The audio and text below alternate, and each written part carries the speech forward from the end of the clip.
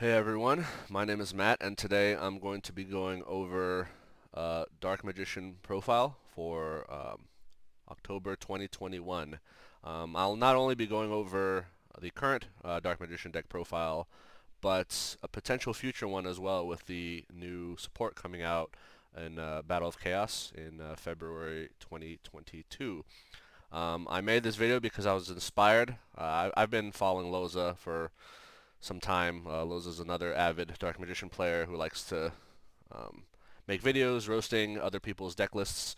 And yeah, I usually interact with him in the comments, sometimes on Facebook, a few times on Discord, the Dark Magician Discord.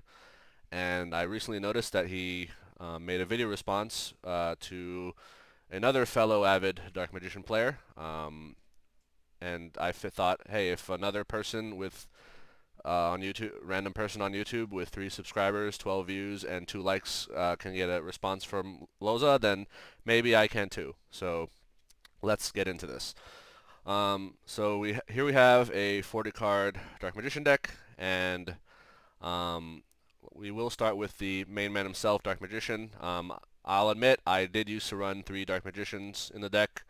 Uh, it's part of the nostalgia and fanboy in like I feel like most Dark Magician duelists just have that feeling inside that you want to run 3, even if it's not good. You just feel like you have to, or you should. Um, and as stated by many others, 2 is definitely the right ratio. 1 is too few, and 3 is too many. And if you run, whenever you run 2 Dark Magicians, make sure you have 2 different artworks. The objectively correct artworks to run is the OG Yugi purple Dark Magician. If you have the starter deck Yugi one, use that. Otherwise, use one of the newer reprints. Um, I'm still on the fence about whether the premium gold one is a good rarity for it, but some people might think it's nice. And of course, the second correct artwork to run is the Arcana's red Dark Magician. Um, this is just objectively the best too. Like, there's no argument on that. As for the Dark Magician Girl, so this is our waifu card of the deck. Every Yu-Gi-Oh deck must have a waifu. Most other decks opt for Ecclesia, but we're opting for Dark Magician Girl here. Yeah, she also has obviously synergy with Soul Servants. Gives you a draw 2. Um, there's also synergy with the new field spell, Magician Salvation.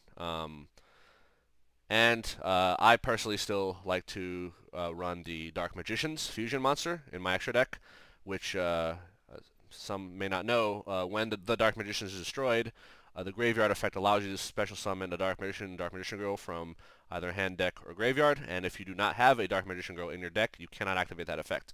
I know a lot of people don't like running the Dark Magicians, but I still do. Because it's just a cool card. As for the artwork, if you're playing in the TCG, in real life, the objectively correct artwork or best artwork is the Lost Artwork Dark Magician Girl, as you see here. Why? Because it's the only Dark Magician Girl artwork in the TCG that has not been censored. Um, However, if you're playing the OCG, I would actually, or online, I would actually prefer this Dark Magician Girl here, um, because she has the circle behind her. She's doing a similar pose to Yugi's Dark Magician, and in this case, you see the uncensored OCG version of it, but unfortunately, I own this card in real life, and the censorship is pretty disappointing. Um, anyway, moving on. Apprentice Illusion Magician. I used to run 2. Uh, Most of my iterations of the deck I've run 2. I feel like 1 is fine, good enough. Like if you know you're up against a deck that runs access code, or even just like you're against a deck that just runs like big beaters like Blue Eyes deck or maybe Infinitrack Machina or whatever. Like they're gonna put out a 3K beater to try to crash into your Dragoon, or even like a stronger monster. You want to just have this in your back pocket. It's searchable through Soul Servants, and it's a pretty good starter card. You can combo Apprentice Illusion Magician with any of the other starter cards to make Verde Anaconda. And another cool thing about Apprentice Illusion Magician, which a lot of people kind of underappreciate, is the fact that sometimes I would say she helps slightly unbrick your hand, and in the sense of, let's say you open Dark Magician Girl in your hand and Apprentice Illusion Magician. You can use Apprentice Illusion Magician to ditch Dark Magician Girl to the graveyard, and now she's in the graveyard where she belongs and no longer in your hand. And then she searches a Dark Magician, which you can argue is also a brick. However, if you have Eternal Soul, then it's not. And if you also have Rod in your hand, so if your two openers, let's say you're in your hand, you have a Magician Girl, Apprentice Illusion Magician, and Magician's Rod.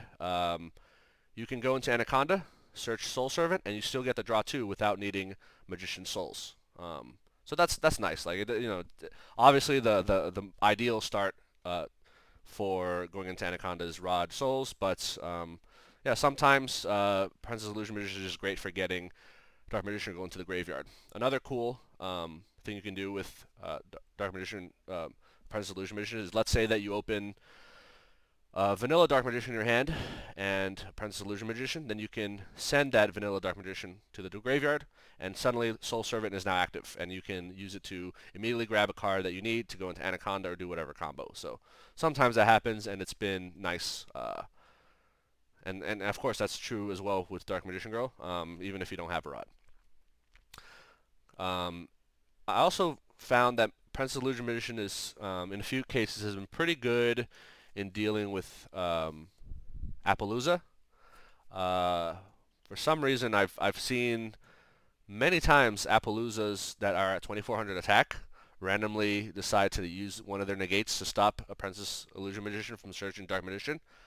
And oh look, they're now 1600 attack, and now I can just kill Appaloosa, and then main phase 2 go proceed with my combo. Sometimes that happens. I don't know, like Appaloosa is just one of those like cards I feel like everyone just shotguns right away. Prince Illusion Magician is also decent bait for other hand traps, Ash, Veiler, and Perm. Moving on. Magician's Rod. This is your main normal summon, and yeah, definitely one of my favorite cards in the deck simply because of how versatile it is. It's great Ash bait. People love ashing any normal summon of any deck. They don't even know what you're playing. They don't even know that you're going to go to Anaconda and say, oh, it's a normal summon. They just, with an on-summon effect, Ash slash Veiler slash Imperm. So I've many times baited those with Rod. Um, Rod is also a good one-card Dragoon on the second turn. If, let's say, you open Rod and no other monsters, Rod searches Soul Servant.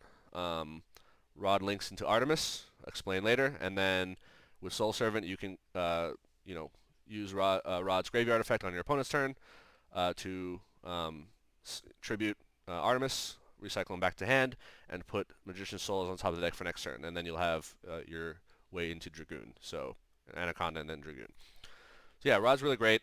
He's also good at recycling, making sure that if you have like an Eternal Soul and a Dark Magician, you can just revive Dark Magician on your opponent's turn, maybe use Circle to banish something, and then immediately salvage the Dark Magician to, or rather tribute Dark Magician to bring Rod back into your hand for the next turn. So the recyclability is just super, super useful. And because of that recyclability, you can chain block.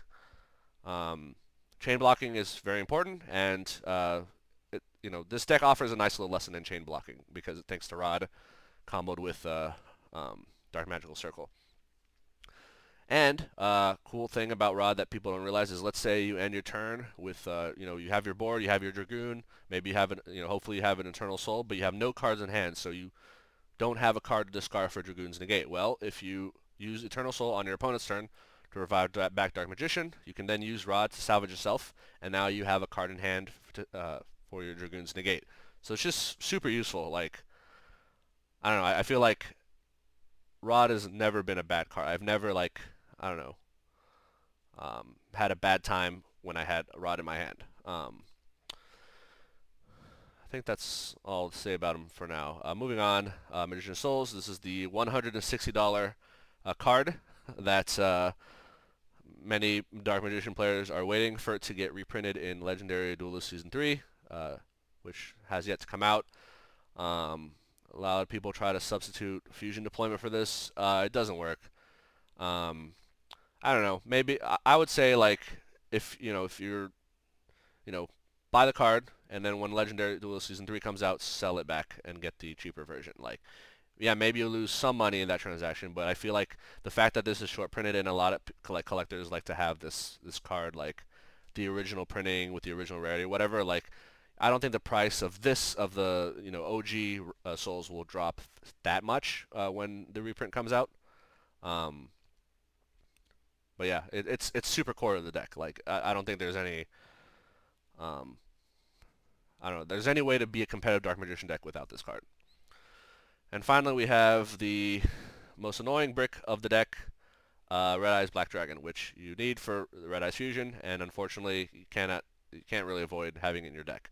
I hate opening this card in my opening hand. It sucks.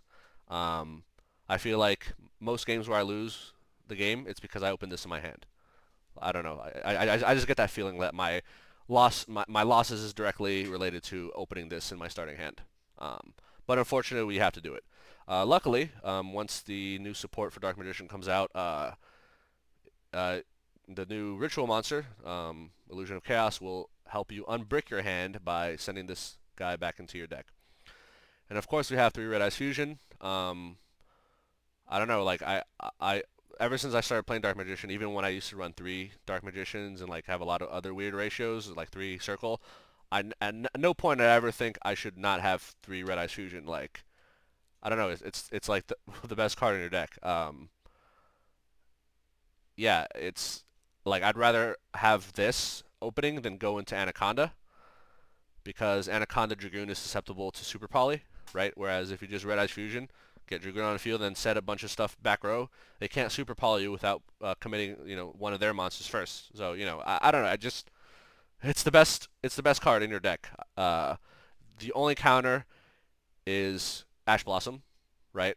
If they ash you, it sucks. But let's say, you're going second, you use Red Eyes Fusion, and they pop one of their non-Ash negates. Like maybe they use Solemn Judgment, maybe they use, I don't know, Moral Load, Savage Dragon, or whatever. They use some Omni negate to stop Red Eyes Fusion. If you have a second one in your hand, you can actually activate it because Ash is the only one problem card that negates the effect of Red Eyes Fusion, right? So you cannot activate Red Eyes Fusion again, and you can't, whereas and if you get negated by a negate that says negates the activation, you can actually, on the same turn, just play a second one immediately, right? Like, let's say you open 2 in hand. Oh no, it's a brick. Like, it's not a brick because you can either play one, it doesn't get negated by anything, and then the other one is just discard fodder for Dragoon, or discard fodder for Souls on a future turn, right? Or B, like, you're going second, they have a bunch of negates, whatever negate you want, Solemn Judgment, whatever, and then you play your first, bait the negate, and then you play your second, and you're good to go, right? So there's no reason to ever run less than 3. Like, I honestly cannot think of one. It's not a brick. Like, I don't mind opening up 3 Red Eyes Fusion in my hand, honestly. Like, it's that good of a card. Um, Not ideal, but it's not the end of the world. Because moving on, Magellai's Fusion gets your second Dragoon. Gets Quintet Magician, discussed later. And can technically get the Dark Magicians, but I'd rather not use it for that. Cannot get Dark Magician and Dragonite. I know a lot of Dark Magician players seem to forget this, but this can only special summon spellcasters. Dark Magician Dragonite is a dragon. You cannot use it to bring this out. So just I feel like I have to make that clear. Secrets of Dark Magic. Okay, I know Lauza is not a fan of this card, but I still am. Mostly because I have been in situations where, like, let's say I did open one of these bricks, Dark Magician Girl or Red Eyes Black Dragon, then if I also have a Secrets of Dark Magic or maybe a Rod, I can either go into Dragoon or into the Dark Magicians, which is not the end of the world. And the Dark Magicians, yeah, it's not a great fusion. Like, I would rather not end on it, although ending on it is not the end of the world. But um, it is an extender. Maybe the draw one that you get is Souls, right? And then you can use Souls and the Dark Magician's fusion to go into Anaconda, right? So it's I know that's situational, but I like secrets, and also secrets in the current, before the new Battle of Chaos stuff comes out, is the main way you get into the Dark Magician Dragonite, because I run I'm Duck. And technically you could go into a second Dragoon as well, but if you really need the back row protection or just want to have that to cycle through with like Magician Circle and Souls or whatever, like it's good to have this card. It's fine. Like it's I don't know. I never felt like it lost me a game. But yeah, I get like the appeal that, oh, you're spending like 3 cards in your hand to bring out one uh, fusion monster. One other thing I do like about this is the quick playability. The fact that if you can go into battle phase, you can dish out tons of damage. Maybe even just OTK your opponent. Um, a few other corner cases I've used this for. If you set Secrets of Dark Magic on your opponent's turn, if you have Dragoon on your field, and you can use and let's say you use Dragoon's negate, or maybe let's say your opponent used Forbidden Droplets to make your Dragoon's uh, effect negated, or like back to 1500 attack or whatever. If you use Secrets of Dark Magic, you can actually fuse your Dragoon with a Dark Magician, either in your hand or brought back from the graveyard through Eternal Soul to make a second Dragoon, and now you have a second Dragoon negate active, or you'd have a second Dragoon that is not affected by like Forbidden Droplet or Dark Ruler no more. For example, I know that doesn't come up a lot, but the few times it has really saved my ass. Another thing I like about Secrets of Dark Magic is so I main deck Summon Limit, and uh, Secrets of Dark Magic just allow me to just do a fusion summon on my opponent's turn. Helps me play around Summon Limit um, pretty nicely. Okay, the next 3 cards I'm going to get into are what I like to call hand trap counters slash responses. Okay, so Call by the Grave is just, in my opinion, one of my favorite cards in the game. I really wish it was at 3, at the very least 2. Like the OCG has it at 2, but I really think with how many hand traps are in the game, like I think we can afford to go to at least 2. But yeah, anyway, yeah, this card is just amazing.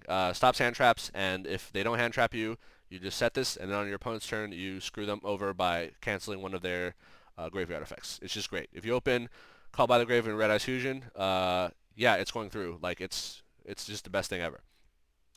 I run 2 copies of Triple Tactics Talents. Okay, so I became a really big fan of this card. The way I think of it is like, oh, these cards are here because I can't have 2 more Call by the Grave. I know they don't do the same thing, but hear me out. So these are played after your opponent uses either a hand trap or, if you're going second, a monster effect on their turn.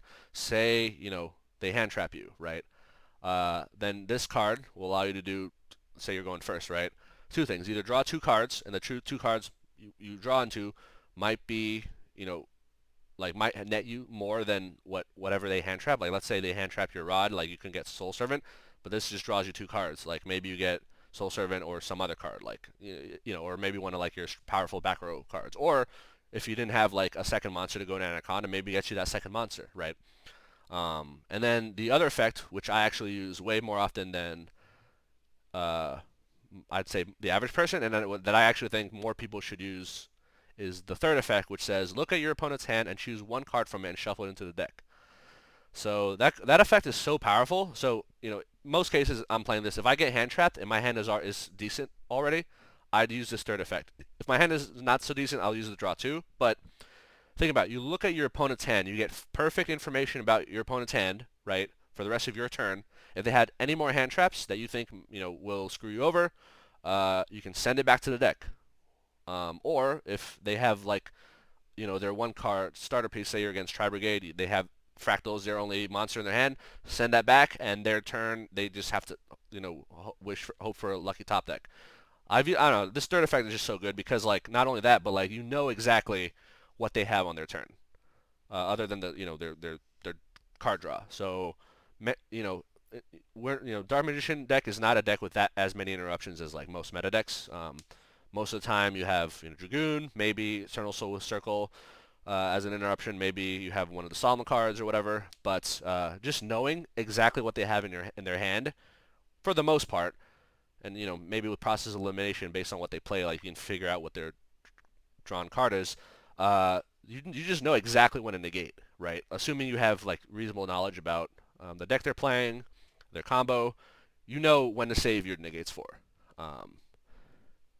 So yeah, I just really like this card. And guess what? If let's say you're playing and they don't have any, you're going first. They don't have any hand traps for you. This is discard fodder for souls. You can, if you have souls, you can send this to the graveyard and just draw one, right? So it's not bad. Or you can just hold it. Maybe it can be Dragoon fodder. Maybe on the following turn, as a follow-up, you can use it once they've established their board, if they were able to establish a board. This is just a great card.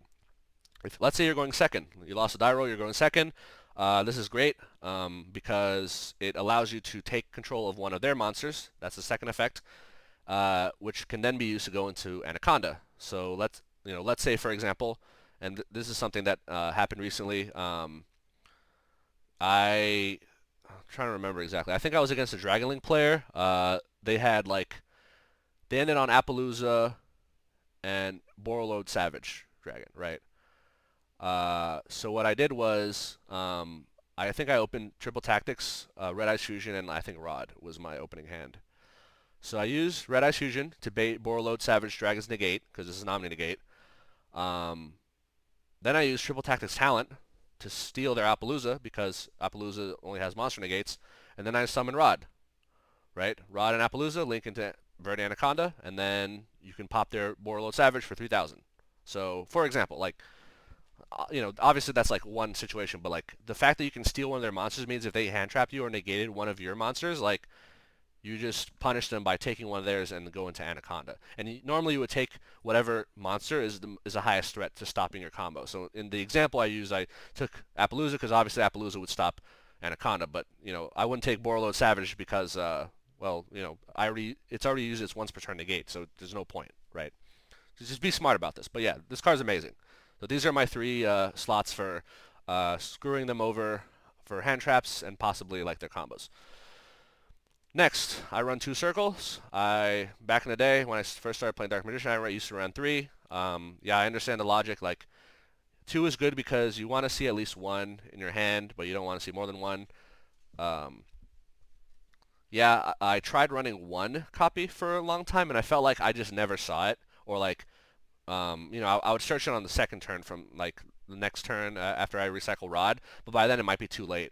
I feel like with 2, I'm like 2 versus 1. I feel like I've more than doubled how often I see this on turn 1, and I've more than doubled my occurrence of Circle plus Souls on turn 1. And I just feel like just having that second interruption, aside from your Dragoon, is just so important that I feel like 2 is just the right number for it. And it's also ash bait. You'd be surprised how many people ash this card. It's like, wait, really? So if you open like Circle and Red Ash Fusion, sometimes I'll just play Circle first just to see if I could bait an ash, and sometimes it works. It's pretty funny. And next, 3 copies of Soul Servant. This is the best one, probably the best card in your deck. It becomes a draw 2 if you dumped Dark Magician Girl. And yeah, because it's searchable from Rod, it can grab any of the other Dark Magician cards you need, including the monsters. Rod searches spells, traps. This searches everything. Of course, it goes on top of your deck, then you have to draw, but still. Also, this a lot of people may forget, or newer Dark Magician players may not know, but Soul Servant can put stuff on top of your graveyard. From your graveyard on top of your deck. And yeah, so the fact that like I run, for example, 1 Eternal Soul isn't that big a deal because I can just bring it back through Soul Servant most of the time. So yeah, it's a great card. The only counter to the first effect, like the putting a card on top of your deck, is Ghost Spell. But if they're using Ghost Spell in this, like, that's kind of a waste, I think. I don't know. I feel like it's kind of a waste. Because then it's in the graveyard and you can do the draw 2 anyway. Like, and then what, they have to ash it? So, like, I don't know. I feel like they would have to commit, like, 2... I don't know. I feel like this is not a good target to hand trap. I mean, I have, like, it's more likely they're going to ash just the draw 2 part and just let you do the top of deck one. But yeah, this is just a great card. A few things people don't realize is that if you open Servant with the Magician's Souls in your starting hand, this can go into Anaconda. Why? Summon Souls by dumping Dark Magician Girl, then use Soul Servant to put Rod on top of your deck. Then you have 2 options. Either use Souls to ditch another magic spell or trap card in your hand to draw the Rod, or immediately banish Servant to draw 1 and get your Rod, right? I prefer to do the first method, which is, use Servant to put Rod on top of the deck. Use Soul's Effect to, let's say, throw one of your other spells or traps that are not so important away to draw the Rod, and then go into Anaconda, Dragoon, and once you made Dragoon, you can then manage Soul's Servant to get your draw too. So yeah, so Rod and gives you Anaconda and Dragoon, and Souls and Soul Servant also gives you Anaconda and Dragoon. Okay, Upstart Goblin. I don't recall, but I feel like in none of Loza's videos did I see any mention of this card in anyone's deck profile. Like not even in his own. Maybe I'm wrong. I'd have to go back, but definitely none of the. Well, let me check again. Yeah, I'm pretty sure none of the other deck profiles he's roasted has anyone ever mentioned Upstart Goblin. But like this card is really good. And the reason for that is because first of all, it's Ash bait, and I know what you're thinking. Who in their right mind would Ash Upstart Goblin? You would be surprised, is what I'm gonna say. Second of all, it thins your deck. Like so, having 40 card deck with Upstart, you have a pseudo 39 card deck. Fine. But the other great thing about this card is it synergizes really well with Dark Magical Circle and Soul Servant, right? Um, because Soul Servant, in the beginning of the duel might not be live, but if you have Soul Servant and Upstart, you can literally draw any Dark Magician card you want. And what you would do is like you play Upstart Goblin first, ask them if they want to chain, and if they don't chain, you chain Soul Servant. Why do you do that? Because let's say you do Soul Servant first, you put a card on top of your deck, then you Upstart Goblin. They're more likely to ash you, right? Because like, oh wait, they just put a card on top of their deck, and they're going to use Upstart Goblin to draw that card that they want. So I'm going to ash it or whatever, right? But if you play Upstart Goblin first, ask them if they want to chain, they'll be like, smarter players will be like, I'm not going to ash an Upstart Goblin. That's ridiculous. And then you yourself chain Soul Servant to it. Then you get the card you want. And it's too late for them to chain or to stop you unless they have Ghost Spell. But again, if they Ghost Spell Soul Servant, they're kind of dumb and silly. I don't know. That's just a really dumb Ghost Spell target. Another thing about Upstart Goblin. Upstart Goblin plus Magician's Rod gives you Anaconda and Dragoon, right? Why is that? Well, let's say you have Rod and Upstart Goblin in your opening hand. Rod searches Soul Servant. Soul Servant puts Souls on top of the deck, and Upstart Goblin draws it. Very simple. So Upstart Goblin is like a pseudo like fourth copy of Magician's Souls, assuming you open Rod. So it's like you want Rod and Souls as you're starting to, and Upstart Goblin can get you there if you have Rod. So you have Rod and you have Upstart, you have Anaconda Dragoon. Like it's really good. Like I don't understand why more players don't play this, especially in Dark Magician players. Um, Other interesting interactions. Dark Magical Circle, kind of a janky card because you almost never, get the card you want, to add to hand. However, if you have Upstart Goblin, you can look at the top 3 cards of your deck, order them in any order you please, and then you can then use Upstart to just draw the card that you want up from those 3, like immediately. So pretty nice. Can be it's been useful several times, a few times, but yeah, this is a really good card. Worst case, it's discard fodder for souls, but it's like, well, you should still play this, and then if you draw a spell trap that's not that useful, you can then use souls to draw again. So yeah, great card. It needs to be in more Dark Magician profiles, in my opinion. Okay, I run the Sky Striker package. So for those of you who do not know, uh, Engage is a 1-card Dragoon. So is Hornet Drones. Engage searches Hornet Drones. So these 2 cards are 1-card Dragoons. The combo is Engage searches Hornet Drones summons a token links into Kagari recycles Hornet Drones, play Kagari then links into Kaina, you play Hornet Drones, you gain 100 life points, very important because, it just puts you at 100 more life points, and then you Hornet Drones again, you go into Link Karibo, and then Link Karibo linked with Kaina makes Anaconda. So 1-card Dragoon right here. This is great. Sky Striker Engage is also great Ash bait. Let's say you open Engage in Red Eyes Fusion. You want play Engage.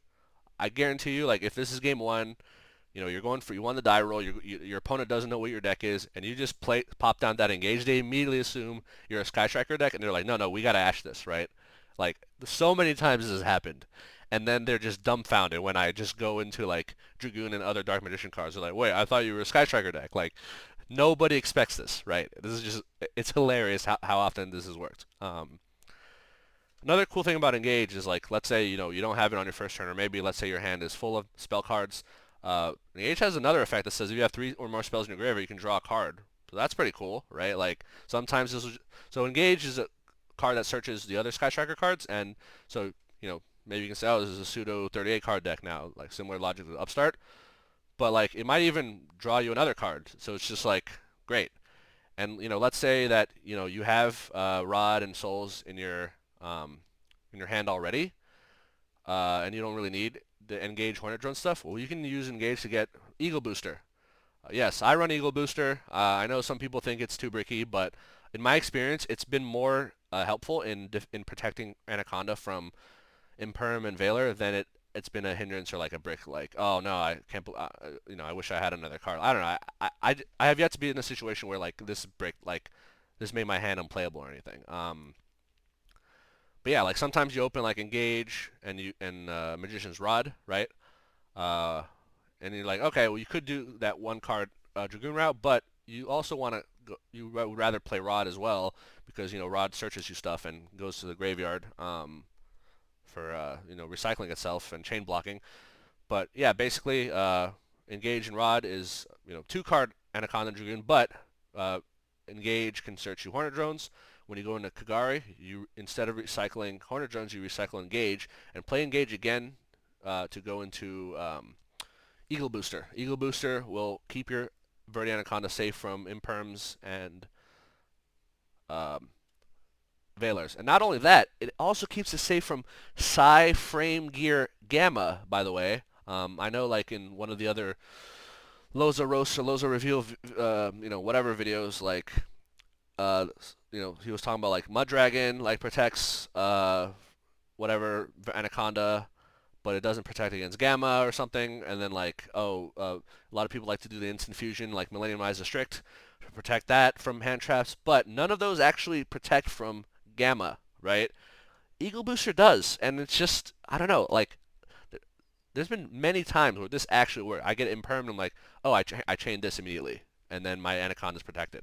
And then, like, my opponent just feels like a total dummy for just, like, I don't know, throwing a card away. It's surprisingly useful. And let's say, like, you don't even need this for whatever reason. Like, let's say you looked at their hand or triple tactics, or maybe you use Red Eye Fusion. Like, this is just discard fodder for Dragoon, or maybe it's discard fodder for Magician Souls, or maybe in a future turn you need to go into Anaconda to get your second Dragoon or whatever. Then it can protect that, right? It's just a great. I don't know. I really like this card.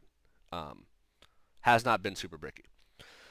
All right, moving on to field spells. So I do run a single copy of Secret Village of the Spellcasters, a single copy of Terraform, and a single copy of Magician's Salvation. So I think one of the other videos, like someone ran Terraforming with Magician's Salvation, which is good. It's like it thins your deck. It's a searcher. It's so running one Terraforming is effectively running a second copy of Magician's Salvation. Which is effectively running a second and third copy of Eternal Soul. So I run one Eternal Soul because one Terraforming, one Salvation, and one Souls is effectively 3 Souls, right? But it just thins my deck more, and I'm less likely to brick. Let's say I already have Magician Salvation and Souls, because maybe I drew it, maybe I have Rod, maybe I have Soul Servant. Well, guess what? Terraforming will get me Secret Village of the Spellcasters. And this card, so Terraforming and Secret Village is effectively, you're running 2 copies of Secret Village, right? So it just, choose your own adventure, right? Like, do you need Secret Village, or do you need Salvation to get Souls? Like, Terraforming just gives you that flexibility. And also, Terraforming is ash bait. Let's say you open Terraforming and Red Eye Fusion. This is ash bait. Like, people are, like, I've been in, my locals a number of times, like, people are so triggered by the Invoked package, like, Terraforming, Magical Meltdown, Alistair, etc., that they will shotgun their ash on this Terraforming. Just like, it's like something about Terraforming just triggers people. Like, just makes them lose all their brain power and critical thinking skills, and they just say, "Oh, terraforming, ash," right? So yeah, it's pretty funny if like you could just play terraforming, get it ash, and then play Red Eyes Fusion.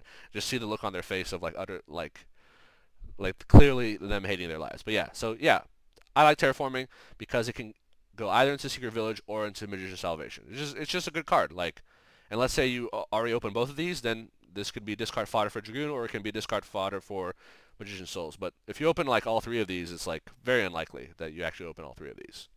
Doesn't I have yet to see that happen. Usually I open like two of these and then I can search the other one. Because for the most part, Magician's Salvation, like after you use it to get souls, is only really okay to bring out Dark Magician Girl if you even have it in the graveyard. Otherwise, like you can just like get rid of it, right? Either through Souls effect or just like replace it with Secret Village. Uh, and the reason I really like Secret Village of Spellcasters is because it's just amazing. Like I know that's like a cop out. All right, so like the number of times I just won by having Dragoon and Secret Village on the field. Like I don't even need much else. Just Dragoon and Secret Village, right?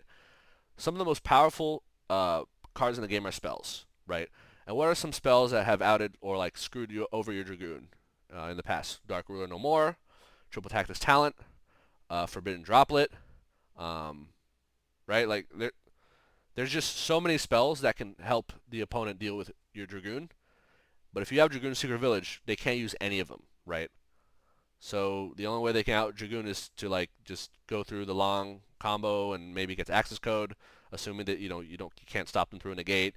But yeah, Secret Village is amazing. Like there's no meta decks that really run spellcasters. Like yeah, I guess against what's it called, against uh, Shadal, this isn't so good. Um, but actually, I've gotten lucky a few times where I'm against a Shadal player who like doesn't open Alistair, or like I put out my Dragoon, I put up Secret Village, and normally their only out would be like either Super Poly, like they want to Super Poly my Dragoon and Verdi, or they want to Shadal Fusion something from the graveyard, or they want a Nadir Servant and they can't. Like this is of course assuming they have no monsters in hand. Let's say they have Terraforming or Magical Meltdown. They want to get their Alistair. They can't if you have Secret Village. They just unless they have to normal summon one of their Shadal monsters. Like basically for them to break Secret Village to even like because a lot of Shadal players like to go the Invocation route, right? You have to normal summon one of your Shadal monsters. Let's say you normal summon. Let's say they normal summon like I don't know, Hedgehog. It's just like they wasted a normal summon on a shit monster just so they can play a spell which may not like what they go into Meltdown, like they can Alistair, but then they can't normal summon Alistair. Or if they do normal summon Alistair, you can pop them with Dragoon, and since they're out of normal summons and they have no monsters on the field, how are they gonna play through Secret Village? They can't, right? So yeah, it's not against most decks in the meta, Secret Village just like crushes them, especially Sky Striker. You end your turn with Secret Village and any spellcaster against Sky Striker, you just win. I've literally won playing ending my turn with Rod and Secret Village, like because their Sky Striker monster is 1500 attack, right? Rod is 1600 attack. What the fuck are they gonna do? How are they gonna kill Rod like without a spell? Um, I mean, maybe if they can somehow get like Kagari or the water one, and then like they have a spell in their graveyard that will reduce your Rod's attack or maybe increase their monster's attack. But again, how are they going to get that spell in the graveyard in the first place? They have to play it, and they can't. They have Secret Village, so it's funny. I've actually like legit just won with this normal summon Rod, play Secret Village, pass turn, and Sky Striker just can't do anything. They just pass, right? Very funny. I mean, I've also, most of the time that's not ideal. Like, if you can get into Dragoon and Secret Village against Sky Striker, like, there's literally nothing they can do. Most of the time, like, if you can't get into Dragoon, I'll just use Souls and special summon Dark Magician and put Secret Village down. Like, they're not gonna get over like vanilla Dark Magician. There's nothing in their arsenal to get over it, right? And the reason, like, sometimes I do have the capability against Sky Striker to go into Dragoon and like Anaconda Dragoon, but the thing is, Sky Strikers have so many hand traps I just don't want to risk it. Like if I open Secret Village and like let's say Rod Souls, I'll just normal summon Rod, put down Secret Village, and then use Magician's Souls to just bring out Vanilla Dark Magician. Like I won't even bother going to Anaconda because I know they might just Veiler or Impermit or whatever. Like I'd rather just like end it on a game board that's just like no like you're gonna win on, right? And then if let's say you're against a deck that isn't good, where Secret Village isn't good, or you're going second. Like Secret Village going second, not as good, right? Just side deck it out for something else. Like terraforming is still useful for Magician's Salvation, right? You still have that path. But yeah, Secret Village, I definitely think at least one of in a Dark Magician deck, like in your main deck, is just great. Because like you win the die roll, you put this down, you're probably gonna win. Like moving on, I think I've spoken enough about this, but I feel like more Dark Magician decks need this card. It's just single-handedly, it can just win games, right? Um, anyway, Magician's Salvation, good card. It effectively makes it so that if assuming you have Dark Magician Girl as well in the graveyard, your Eternal Soul will now bring back 2 monsters instead of one, so that's pretty cool. And it's also another trigger effect that you can use, on your opponent's turn to chain block, right? So it's just more chain block effects. So that's cool. And of course, if you don't have Dark Magician Go, you could always just use Magician Souls effect to just send it to the graveyard to draw a card. Fair enough. Okay.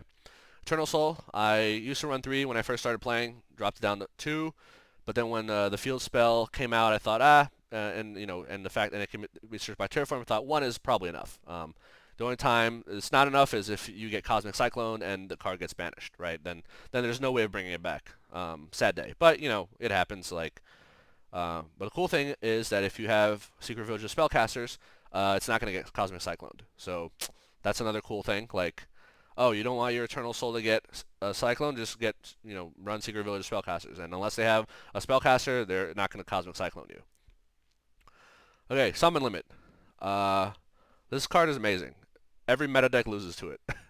The number of times, like this card has been MVP in so many locals and tournaments I've been in. Like, I would say the perfect, most unbreakable board is probably Dragoon plus Summon Limit plus Secret Village. Like, there have been a few games where I've ended on that board, and they just instantly scoop. There's not like as soon as they see, most of the time they see Dragoon Secret Village. A lot of times they scoop, depending on their deck. If they then see Summon Limit, they're scooping. Like there's nothing they can do to out that. Like they can't get into Nightmare Phoenix because they don't have enough summons. They can't play spells to clear your back row. The only out to that, honestly, is a Kaiju. Like if they Kaiju your Dragoon, then yeah, like you can't. Then that breaks Secret Village, but then you still have Summon Limit, and then Summon Limit, since Kaiju's take up a summon, like they have one more summon, right? So they can't go into anything. But I guess they'll unlock their back row clear, whatever. Summon Limit is also good. In cases where you don't have an opening hand with Dragoon. Um, let's say you open let's say you just have Rod and Summon Limit in your opening hand. Remember how I said that Rod is a 1-card Dragoon on the second turn, right? So you normal summon Rod, you grab Soul Servant, link Rod into Artemis, set Summon Limit and Soul Servant. Set these two, right? Pass turn. Your opponent goes, as soon as they try to summon their second monster, Summon Limit them, which can allow you to immediately, salvage Artemis, or sorry, tribute Artemis to salvage Rod back in your hand. And then on their end phase, you can use Soul Servant to put Magician Souls on top of your deck. And then when you draw on your second turn, they'll probably have 1 or 2 monsters on their field thanks to Summon Limit, and you have Rod and Magician Souls in your hand. This is Anaconda. But wait, isn't Summon Limit stopping me from going to Anaconda because I need more than 2 summons? Why, yes. However, if you summon Magician Souls, guess what? You can use Magician Souls to send Summon Limit to the graveyard to draw a card.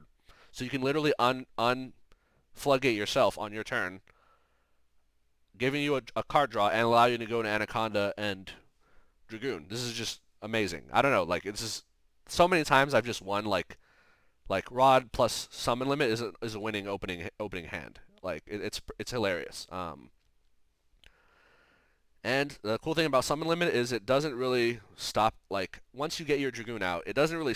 You can just leave it on the field forever because you're not going to summon more than twice per turn. Like your opponent's turn, you're summoning what? Dark Magician from Eternal Soul, and if you have Magician Salvation, you're also getting the Dark Magician. That's 2 summons, right? On your turn, you summon Rod to search a thing, and then maybe you either use Anaconda to bring out your other Dragoon, or you use Souls to bring Dark Magician. That's 2 summons. You don't need more than 2 once you get Dragoon out. You just don't. Like this card just wins games. Yeah, going second, it kind of sucks. And obviously, if I'm going second, I would side this out. But most of the time, if you're playing a best of 3, 50% of the time you win a die roll, you'll go first, you'll have summon limit, right? And then for the game 2 or 3, whenever you go first, you'll have it again, right? Hopefully. So I don't know. I feel like and plus going second is not that bad. Let's say they kind of brick on their opening hand, or maybe their board is not that great. Summon limit will just make sure they don't increase their board. Like, yeah, obviously if you're game 1 you're going second, like this is not a great card, but it is discard fodder for souls. Like you can just use it to send it to the graveyard and draw cards from souls. Like worst case, right? I don't know. Like I definitely feel like this should be at least in the side deck if you're a Dark Magician player, because it just doesn't really hurt your deck that much. Like it just doesn't. Like even if your opening hand is like not Rod and Summon Limit, let's say it's just like vanilla Dark Magician Summon Limit, or like Souls Summon Limit and like no other monsters. Like yeah, you could just summon vanilla Dark Magician, plop down Summon Limit, and like they're not gonna get the 2 monsters to get over your vanilla Dark Magician. Or like let's say you have Eternal Soul, like then you just have a invincible Dark Magician, right? I don't know. The Summon Limit is just a great card. Like I know I don't run Skill Drain in my deck, mostly because I don't like the idea of like skill draining my own Dragoon. I don't know. Maybe it works. Maybe I just haven't like had enough good duels or situations where that's happened. But yeah, I think this is just like because skill drain going second, it's like probably almost as bad as summon limit going second. But here you have 3, so going first is just great. Just floods out your opponent. Most meta decks that want to summon more than twice. Um, so yeah, pretty good. Run this. You should main deck or side deck, in my opinion. And finally, the last 5 cards are just solemn cards. I like 2 strike and 3 judgment. The reason being that 3 judgment is just more protection against those really pesky spells, right?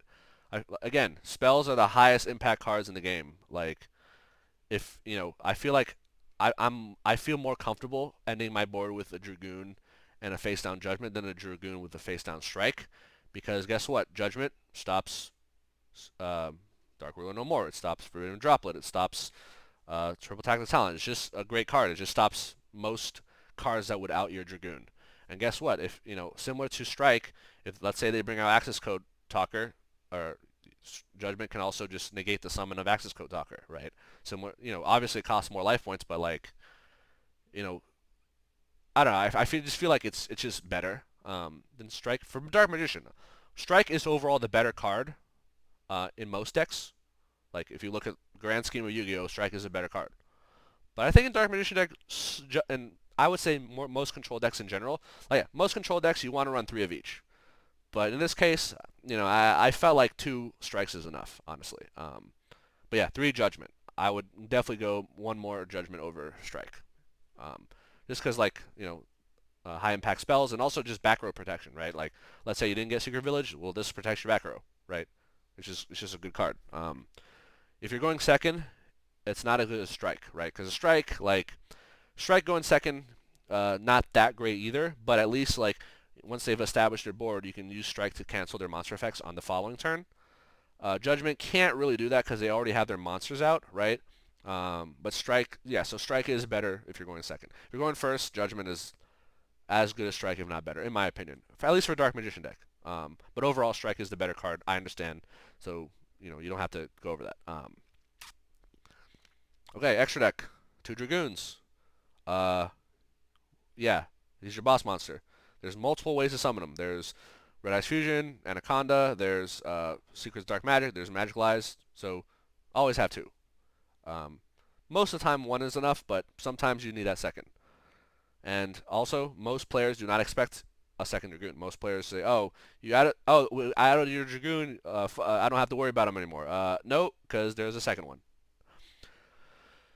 The Dark Magicians. I know a lot of Dark Magician players don't like this. I still do, because I've been in many situations where like, I've explained before with Secrets of Dark Magic, like it's just an extender to get me that extra card I need to actually go into Dragoon or whatever.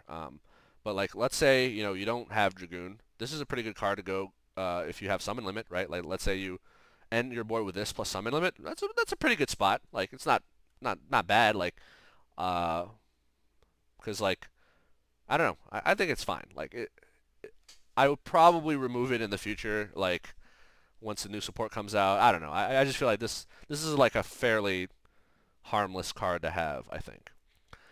Dark Magician Dragon Knight. This is a great card if you can bring it out somehow, and by somehow I mean through Seekers of Dark Magic. It's just pretty good. Protects your back row. Um, and against like super beater decks, I actually prefer this sometimes to Dragoon. Um, like I've been in plenty of situations where I'm against a Blue Eyes White Dragon, like a Blue Eyes deck, and I think I'd rather have this sometimes over Dragoon, simply because they summon like Blue Eyes Alternative Dragon and then just crash into Dragoon. Obviously Apprentice Illusion helps against that, but like just the fact that like you can just revive the Dragon Knight back with Soul, sometimes it's just worth it to just bring this guy out if you can, of course. Um, Also as a follow up to like future turns. Let's say you already got both your Dragoons out. This is a good third boss monster to bring out if the duel is for some reason still not over. So yeah, I like this card. And when we get the new Tamias monster in February, this card is going to be seeing a lot more play because we can now get him out on the first turn and go into our opponent's turn with Dragoon and Dragon Knight. Like, how awesome is that, right? Quintet Magician. Quintet Magician doesn't come up often, but the few times it does, it's usually through Magicalized Fusion or Anaconda into Magicalized Fusion. It's just one of those cards where you just drop down on your opponent, clear their board, and then just attack for game. It can't be super polyed. It cannot be kaiju'd. It's just a big old beater that will probably get over most of the stuff your opponent has. I've used it against Shaddoll's surprisingly effectively because like I said, they cannot super poly it,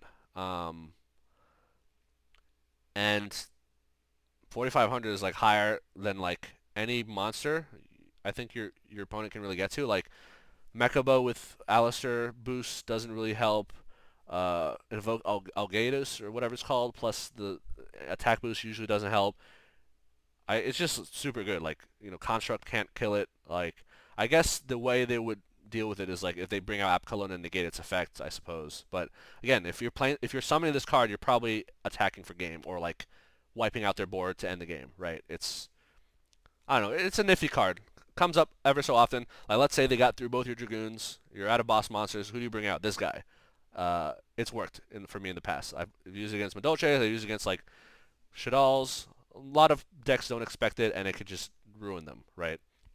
It's pretty good. Okay, my link. I don't run any Xyz monsters, as you'll see here, because I think with two Dark Magicians in the deck, it just doesn't come up very often. Back when I used to run three Dark Magicians, yes, I would run the Xyz monsters, Ebon Illusion, Red Flare Metal Dragon, or whatever, Big Eye. But I feel like with two, it's just not worth it running Xyz. Maybe in the future when we have that Chronicle Magician monster, right? With the new support, like I could see it um, being really good, and maybe we can see the Xyz monsters come back. But for now, I don't think it's worth it. Link 4. Okay, what the hell is this Topologic Bomber Dragon shit? So this is a placeholder for Access Code Talker. So this should be an Access Code Talker. If I was willing to pay $160 for a piece of cardboard, which I would if it was Souls, because that's a core to your deck. I would get Access Code Talker, but until I get it, I'm playing this card. It's like a $1 card. It's a Link 4, and its effect is pretty good, honestly. So it says when another monster is special summoned to a zone a link monster points to while this monster is on the field, destroy all monsters on the main monster zone. So one way you would combo this with, let's say if you have Eternal Soul, use Eternal Soul to revive Dark Magician to a zone that this guy points to, and it just nukes your opponent's board. Just destroys all main monster zone monsters. Um, and it's another trigger effect that can be used for chain blocking yourself and your effects, right? So I think what you would do is, let's say you have Salvation, Souls, maybe Dragoon, this card. For some reason, the game's not over, and you have Dark Magician Girl in your graveyard. Use Eternal Soul, bring Dark Magician to one of the spots where Topological Dragon points to, right? And then you have 3 trigger effects. You have 4 if you have Rod in the graveyard. You have Circle, you have Salvation, you have this card, right? So you actually want to use this trigger effect last, right? Um, because you want to nuke the board because change resolve backwards before you bring out uh, Dark Magician Girl, right? Um, actually, that's not true because you need Dark Magician. You can't lose your target Dark Magician on the field yet. So actually, yeah, I forget exactly the chain order, but there's a chain order where you can still bring out Dark Magician Girl, Salvage Rod, and nuke the board, and still be okay. Okay, I forgot exactly what the order is because honestly, this monster doesn't come up often, and when it does, I just win on my turn. Like I don't even like but. Another cool thing about this is like this says when any monster is special summoned to a zone of link monster points. It doesn't have to be your link monster. So if your opponent does, let's say they're playing Salamangreats or like Dragon Links or whatever, they need to summon to a zone one of their link monsters points, so you can just interrupt their turn and just destroy their main monster. So this is pretty cool. Second effect this card says is when it attacks um, after damage calculation, if this card attacked an opponent's monster, inflict damage to your opponent equal to that monster's original attack. So this is a pretty good way to just like end them. Let's say they have a 2,000 attack monster, you attack them with Topological Dragon, and you deal like 1,000 the battle difference and then 2,000 because of their monster's attack. So obviously, I'd rather have Access Code Talker. And in fact, I'm probably going to, this is my prediction, and for you Dark Magician players who um, want Access Code Talker but don't want to dish out the money for it yet, my prediction is in November 2021, this year, Access Code Talker will be reprinted in Maximum Gold Eldorado. Like, it's like their Premium Gold rarity or whatever, like series in November. That's my prediction. It's going to be that Access Code Talker will be the main chase card for that set.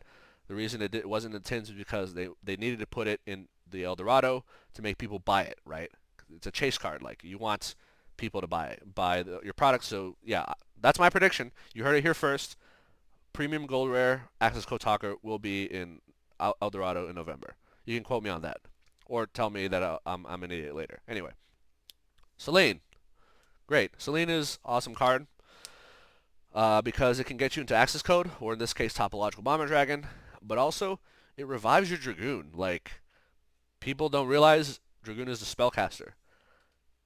And if for some reason they outed your Dragoon, and your Anaconda still on the field, Anaconda plus any monster, like, so let's say you use Eternal Soul to bring back Dark Magician, you can link those into Selene, and you now have, you can revive your Dragoon, right? Like, yeah, your Dragoon will lose its ability to pop cards on the field, like on your turn, but who cares? You have your Dragoon, you can negate once per turn, and it'll still gain 1,000 attack when you negate. So this is like, I don't know, I feel like this is a great card to have. Let's say you don't have Anaconda, right? Let's say that your opponent just took out your field, no Anaconda, no Dragoon, and you don't have any cards in your hand that can get you to um, your second Anaconda, or maybe you're out of Anacondas for whatever reason.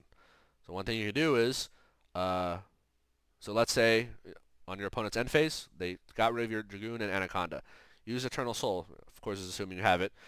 So summon back Dark Magician. Okay.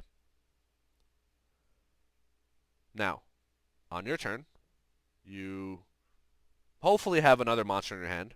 Maybe not, but you can get one through Soul Servant or whatever, um, or whatever. Some normal summon rod.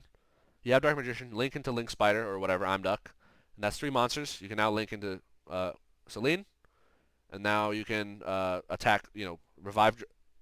Maybe you want to attack before that, but or and the reason you want like Rod is so that you can get Circle, and then when you revive Dark Magician, you can whatever. But you can get into Selene. Like, it's not that hard to get into Selene, assuming you have like souls or whatever. Like, I don't know. This is a good card. And let's say your Eternal Soul is gone, like you just don't have it. Selene can be used to bring back Dark Magician as a quick effect and to trigger a Circle on your opponent's turn. So you don't have Eternal Soul, Selene. Most of the time when you bring her out, there's enough counters for 2 or 3 revives of a spellcaster. Then suddenly Selene becomes a pseudo Eternal Soul because you can bring back Dark Magician from your graveyard or from your hand and just trigger a Circle to banish one of their cards. So It's a good card. Obviously, it can go to access code. That's the main reason. But reviving Dragoon, big one. Remember I said there's many ways to bring out Dragoon. This is one of them. Two Anacondas, run two. Your opponent, no one expects the second one. They negate the first one. They think, don't have to worry about Anaconda anymore, and then you bring out a second one, and they're like, oh no, what do I like? I've totally unexpected, right? Um, yeah, I know it's an expensive card right now, but unfortunately, it's just too good not to have. And I will say in the future, because a lot, I know Loza's mentioned this a lot. Um, a lot of people like to make their little predictions, saying, "Oh, Dragoon's going to be banned. Dragoon's going to be banned." I'm actually of the opinion that Verde Anaconda should be banned, not Dragoon, because Destroy Phoenix Enforcer is going to become a thing, and I just feel like banning Dragoon is just going to open. It's just like the problem card here is not Dragoon. It's Verde Anaconda. Like Verde Anaconda allows combo decks, any combo deck, to just randomly plop Splash a Dragoon, no matter what their board is, pretty much. And I think that's unhealthy for the game. Let's say we remove Anaconda. How do we get to Dragoon now? Well, we'll just run 3 Red Eyes Fusions. Oh, but combo decks won't run 3 Red Eyes Fusions. Exactly, because that would be silly, right? Like, so they won't run Dragoon anymore without Anaconda. But a control deck, like this deck, maybe a Subterror deck, maybe a Buster Blader, whatever other, they'll still run 3 Red Eyes Fusion. And I think I think it's healthy for the game when you have control decks still running Dragoon, but combo decks not running Dragoon. Like, I think that would balance Dragoon out, right? Plus, in the future, once the support comes out in February, like, Dragoon will be splashable through the Timaeus monster, so, that's just more ways to bring out Dragoon. Like, yeah, I really feel Anaconda is the problem card. Like, when people talk about, oh, we gotta ban Dragoon. No, you gotta ban Anaconda. Because it's just, if Dragoon gets banned, Destroy Phoenix Enforcer is just the next generic splashable boss monster that combo decks will abuse. Or like, if not that one, then like whatever the next fusion is. This is just a problem card. But unfortunately for now, you got to run two. Okay, so the Sky Striker monsters. I already talked about them. They allow you to do your one card Dragoon combo with the spells. Link Spider and Imduck. I run both. Why? Because they're ways for you to send your Dark Magician to the graveyard, so that he's there, so that you can use Eternal Soul to bring him back, possibly triggering Dark Magical Circle, or just going into further plays. If you have both, then that means, and I think Loza had a video about this combo. If you end your turn, let's say it's your opponent's turn, they don't kill you. You have Eternal Soul on the board with a Dark Magician graveyard. Their end phase, summon Dark Magician. Your turn. Link Dark Magician to Link Spider. Dark Magician in the graveyard. Use Eternal Soul. Bring him back. Link Dark Magician in the Imduck. You now have 2 effect monsters. And guess what? 2 effect monsters goes into Anaconda. Done. You have Dragoon. Right. Imduck also has that second effect where if it points to a monster, it's like a pseudo relinquish animas. Right. It points to a monster. It attacks. Destroys it. Doesn't come up often, but sometimes it does, and you'd be surprised. And also, Imduck is a dragon. So if you have Imduck and Dark Magician on the field, Secrets of Dark Magic will give you either Dragoon or the Dark Magician to Dragonite. So Imduck is just, I don't know, I like playing both. I know most people just like playing one, but I'm like, I mean, I see all these freaking deck profiles with like IP Masquerena, and I'm just like, I'd rather just have Imduck or like Link Spy. I don't know. I feel like the IP package is overrated for Dark Magician deck. Like, I don't feel like, I don't know. I don't think it's that good. I'd just rather have like more of these Link ones. Speaking of Link ones, Artemis. I have Artemis. I hope Loza is proud of me for this. If you're a Dark Magician player not playing Artemis, you're not doing it right. It makes Rod into a 1-card Dragoon, and it also immediately makes Rod live. Like, it's just so good. There's no reason not to have an Artemis. Um, and then finally, I like to run Link Rebo. Why? Because I use Link Rebo to summon off of the Sky Striker token. I know you could use Link Spider, but I'd rather save Link Spider for a Dark Magician Link. So yeah, I'd rather have this Link Rebo. Another cool thing about Link Rebo, which a lot of people don't realize, let's say Link Rebo's in your graveyard, right? And let's say you summon Magician Souls, and you use Magician Souls, you send 2 cards to the graveyard because you want to draw 2 cards, right? And then your opponent plops down Infinite Impermanence or Effect Veiler targeting Magician Souls. Oh no, I just sent 2 cards to my graveyard. I was going to draw 2 if in Infinite Impermanence or Effect Veiler goes through, then I will draw nothing, and I'll just ditch 2 cards for no reason. Well, if you have Linkuriboh in your graveyard, you can chain Linkuriboh's effect, send souls to the graveyard to summon this, and then you get your draw 2, and they just wasted a hand trap. You'd be surprised how often that comes up, but it's just useful, right? It's like, if you're playing dinos, they give you the dino token, link it into Linkuriboh. Let's say Linkuriboh is also nice because, like, let's say and granted this is an overextended situation. Let's say you in your opening hand you have Apprentice Illusion Magician, Magician's Rod, and Magician's Souls, right? Like, let's say you're like stacked with monsters. You only need 2 to go in Anaconda, right? You don't really need the third one.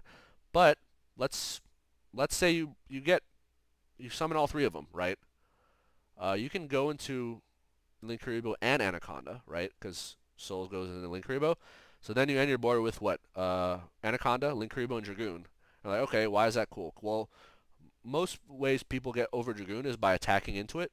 If you have Linkuriboh, they need to do that twice, or they need to have a second monster to trigger Linkuriboh or something. I don't know. Like, there have been a few instances where having the Linkuriboh to protect my Dragoon from battle has been useful. Like, I don't know. I like this card. It's also a stall card. Like, let's say you get no good cards on your opening hand. Like, let's say you just have souls. Like, you can souls into Linkuriboh, and if you have summon limit or whatever, you can stall for a turn or whatever, and like not take damage. I don't know. It's fine. Like, if you really want to cut this for like IP Masquerade, like fine, I guess that's okay. But I don't know. I feel like I like Linkuriboh. It's a nice card. Side deck Nibiru, aka my summon limit side out.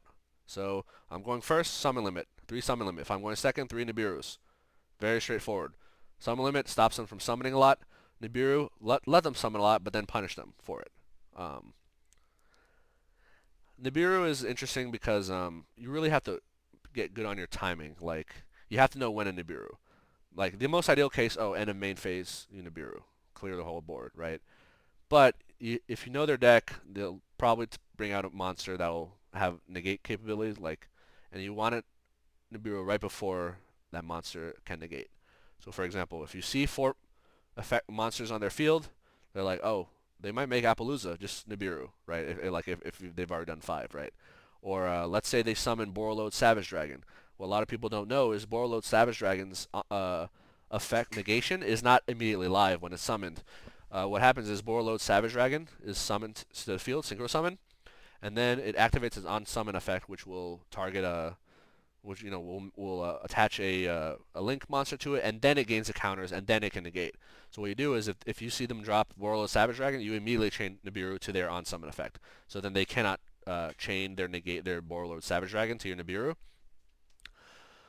So yeah, it's great. Yeah, Nibiru is really the only hand trap I run. I feel like I don't know. I personally think hand traps are a little overrated. Like most of the time, hand traps trade 1 for 1. Like, they're not.